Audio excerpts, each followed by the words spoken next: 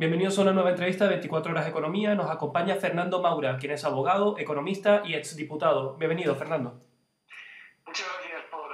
por estar ahí también. Quería preguntarle, hemos visto en las últimas semanas que el gobierno de Sánchez presumía de la gestión económica y decía que por primera vez los ciudadanos confían más en el PSOE para gestionar los recursos que para distribuirlos. Y quería preguntarle si usted es tan optimista como el gobierno en la buena gestión económica que han venido realizando.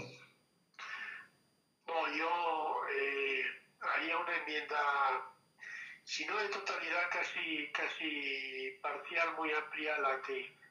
la que ha dicho las manifestaciones del presidente. Porque a mí me parece que lo que está el gobierno es un poco en lo que, si ha tenido usted la oportunidad y los que estén siguiendo esta entrevista, el editorial del día de hoy de The Economist,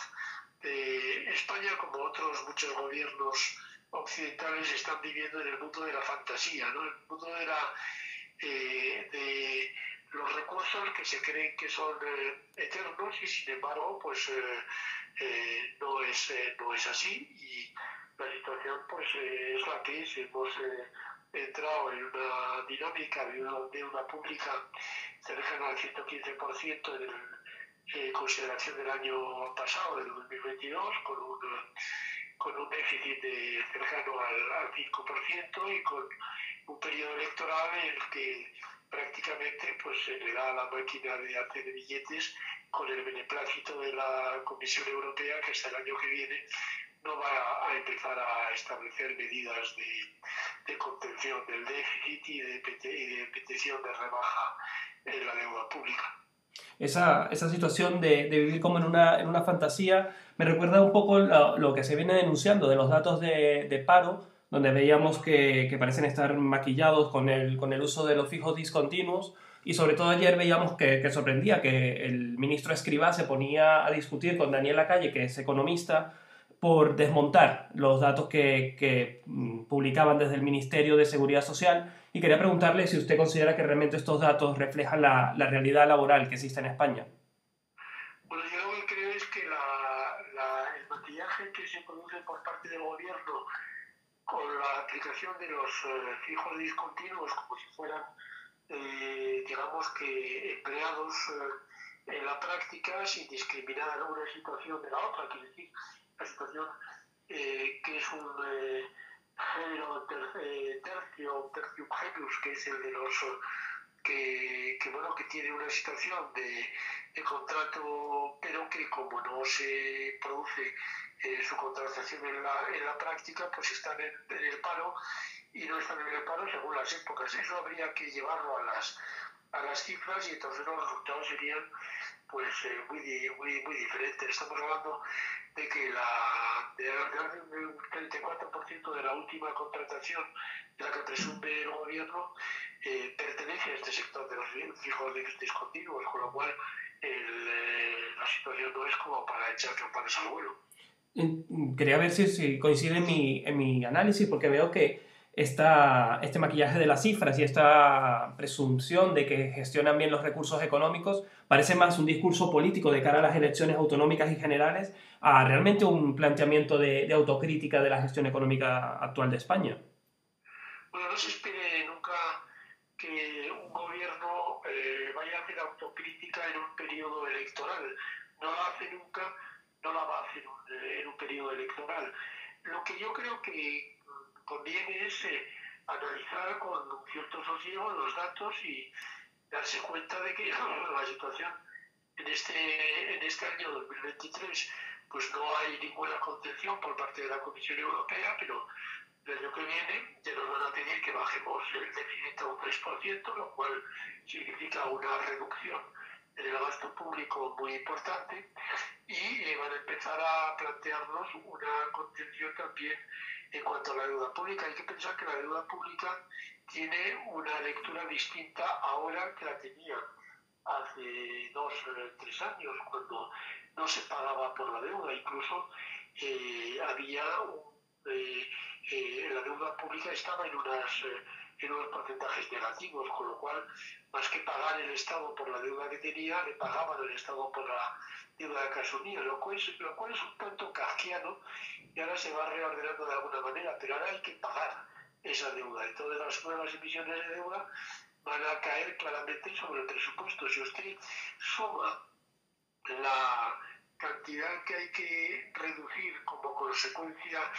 de la reducción del déficit, más la cantidad que hay que pagar por la deuda pública y las nuevas emisiones de deuda, pues bueno, pues vamos a tener un problema fuerte. Lo que pasa es que, claro, este es un problema que no va a tener el gobierno actual. Cualquiera que sea el color del gobierno futuro, lo tendrá el gobierno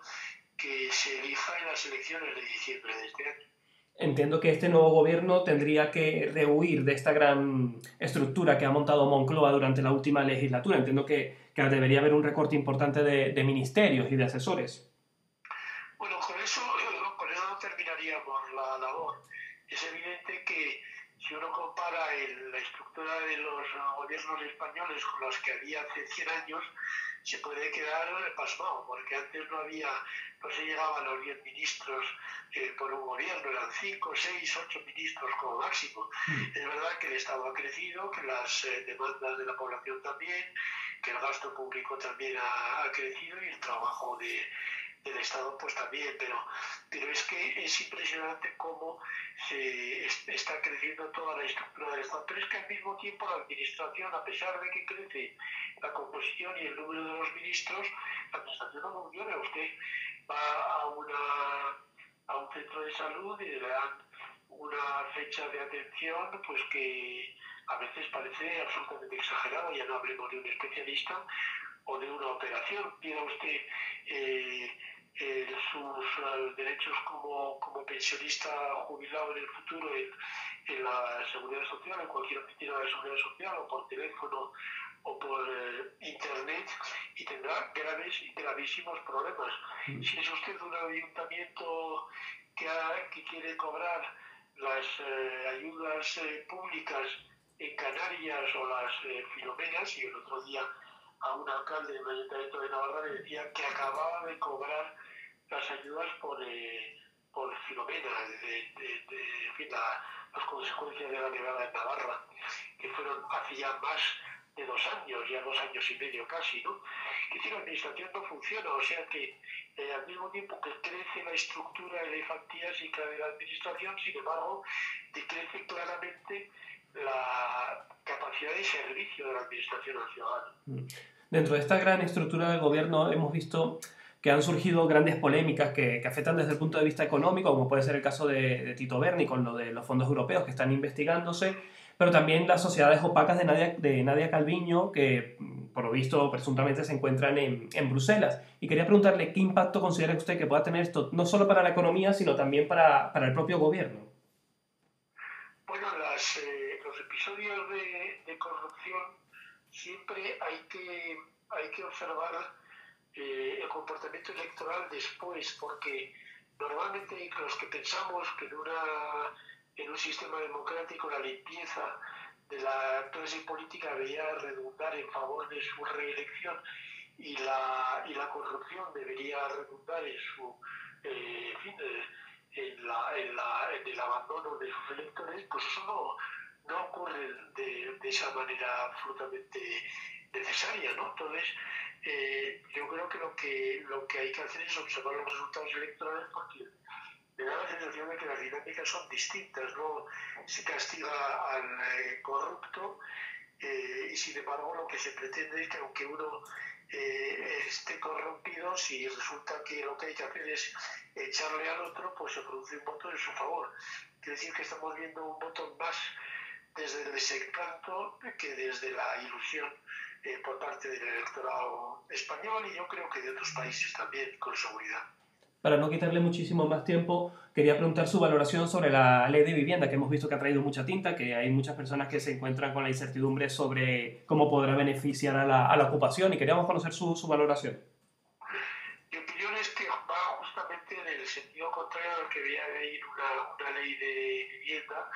que debería garantizar primero el derecho de propiedad de los tenedores de vivienda, especialmente fundamentalmente pensando en los que tienen las viviendas como un sistema de ahorro y de complemento de la pensión. No hay que olvidar que España es un país que los españoles hemos sido muy reacios a invertir en deuda pública, en renta fija, renta variable, y nos hemos acogido mucho a la idea del ladrillo como garantía para nuestra jubilación. La forma en que se está actuando, premiando a los ocupas y castigando a los tenedores de vivienda, me parece que es gravísimo. No solamente un atentado al principio de propiedad, por mucho que este sea atemperado por la propiedad social y por la utilización social de la misma, sino porque al final están pagando claramente justos por pecadores. Y eso yo creo que es un error gravísimo. Y por otro lado, no va a resolver el problema de la vivienda. El problema de la vivienda consiste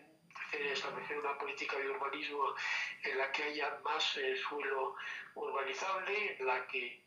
sea más barato el construir precisamente por el coste del suelo y que haya más viviendas sociales, con lo cual el gobierno tiene que hacer un programa no tanto de penalización a los tenedores de vivienda cuanto de creación de vivienda social. En definitiva, algo completamente distinto que esta política de tipo teatral y de anuncios públicos que luego no tienen una capacidad de solución del problema real que tienen los españoles, especialmente los jóvenes en el ámbito de la vivienda. Para terminar, quería preguntarle, hemos visto que las encuestas pronostican que Feijóo podría ser el próximo presidente del gobierno y quería preguntarle dos cosas en particular. La primera, ¿cuál le considera que son las primeras medidas económicas que urgen, que debería tomar? Y segundo, si tiene algún nombre que usted le recomendaría como ministro de Economía. Bueno, la segunda pregunta ya rápidamente le digo que no la voy a contestar porque no tengo ningún tipo de capacidad de consejo al señor Feijóo. No hay quien pueda ser su ministro de Economía. Seguro que él tiene en su cantera muchísima gente muy preparada para ese puesto, de manera que no tendré la presunción de hacerle ningún tipo de petición. Pero yo lo que sí le diría que tiene que intentar en el ámbito económico como en el ámbito político dejar que la sociedad se desarrolle por sí misma. Yo, que llevo, como usted sabe, una dilatada experiencia en la política, porque yo ya desde la época de Franco era delegado universitario en la Universidad de Deusto y fui concejal en el Ayuntamiento de Milán en el año 83, y no le aburro con todo mi currículum. Lo que creo es que he llegado a la conclusión de que el gobierno debe estorbar lo menos posible al desarrollo de la acción de la sociedad, del individuo, del ciudadano. Yo creo que cuanto menos estorbemos y más ayudemos en todos los planos, en el plano económico, pero también en el político y en el administrativo, por ejemplo, para facilitar pues, la creación de empresas, de startups, en definitiva. Y luego pues también hay una medida que a mí me parece que, ya que usted me dice que primera medida, pues la primera medida que yo establecería desde luego es, teniendo en cuenta que entramos y estamos en un periodo de inflación importante en este momento, pues yo deflactaría la inflación para que no perjudique impositivamente a la clase media española. Perfecto. Fernando, muchísimas gracias por este análisis de la situación económica de España y la esperamos de vuelta en 24 horas de economía a su casa.